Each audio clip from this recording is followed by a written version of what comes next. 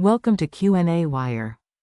Okay, so this is the graph of the motion I drew for this question. So there is 4 different positions.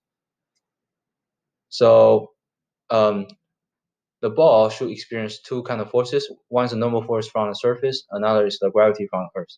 So if I decompose the gravity, so there should be a force components along the surface, and another component should be in the opposite direction when you compare it with the direction of the normal force, which is mg sine theta and mg cosine theta here.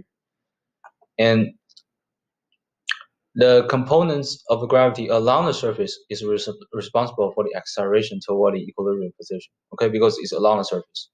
So therefore, the restoring force is equal to negative mg sine theta. And the motion is a vibrational force, or vibrational motion is because the ball is subject to the restoring force, and it rolls back and forth and pass through the same position, which is the equilibrium position. And this is the energy bar chart I drew for this question. So the black chart here is the first position. So at the first position, the gravitational potential energy is at a maximum. Is because at a point there's no speed, and it's at the highest point. Okay, so the kinetic energy at that point is equal to 0. And the red chart here is the second position.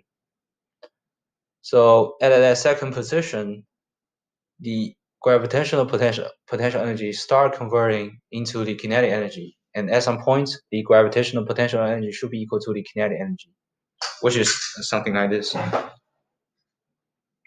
And the green chart here is the third position, which is when the ball is at equilibrium position, and at equilibrium position the gravitational potential energy is equal to 0, and all that gravitational potential energy was converted into the kinetic energy. So therefore there's a kinetic energy here, and the kinetic energy here is at a maximum because the speed is at a maximum.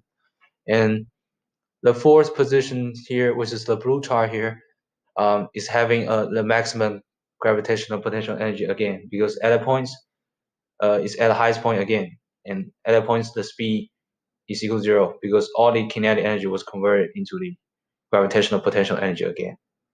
And these are the answers for this question.